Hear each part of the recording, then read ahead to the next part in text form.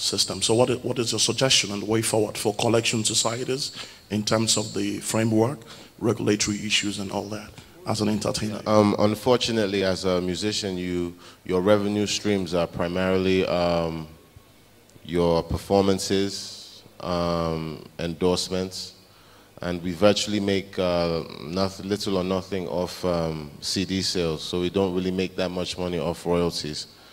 Now, I mean, a lot of times you will see some artists use distributors to create a publicity stunt and make it sound like his masters he got paid 20 million or something ridiculous just to derive the buzz to sell more records. Now, it has been a huge issue on how to monetize record sales to aid the development of the industry.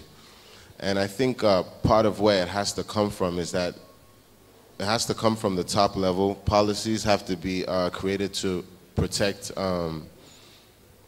intellectual property, so that way we can actually be able to achieve or solve the copyright problem, but from a top level. Because, I mean, if you are going to be collecting revenues, then there has to be some form of taxation.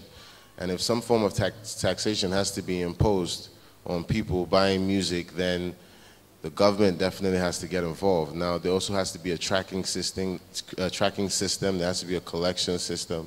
So these things make it quite a complicated issue. Even banning piracy is a very hard issue, because piracy is still a form of promotion that a lot of artists actually rely on.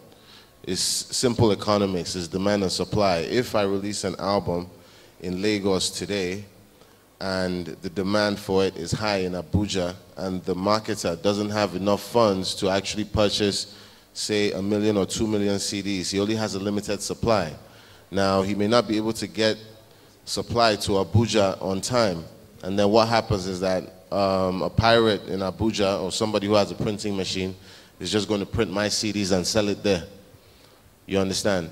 So at the end of the day, we don't have the financial capacity within the industry to actually promote independent marketers, to actually create a platform to actually sell these goods, which is part of the problem. Now, if we can't sell these goods in an organized fashion, then we can't track it. And if we can't track it, and a lot of our products are being pirated, obviously we're losing money.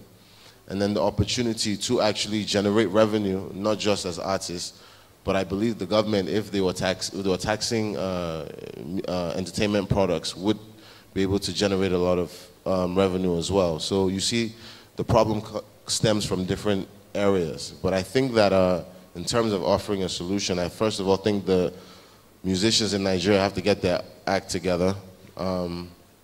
We have a body called P-Man, which is supposed to represent performing musicians and artists of Nigeria.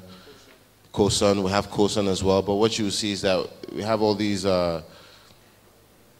unfortunate squabbles, and people can't come together to actually form a single unit, as opposed, people want to break away and, have complaints and what have you. And the artists and the actual entertainers need to come together and get a united front, first of all, so that from our part, we can actually offer a strong argument and get heard on top level.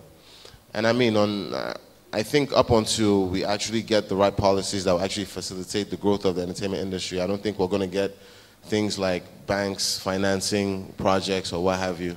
The same problem exists in Nollywood, so it's a very complicated issue, but I think the artists, the talent, have to get their act together first and foremost.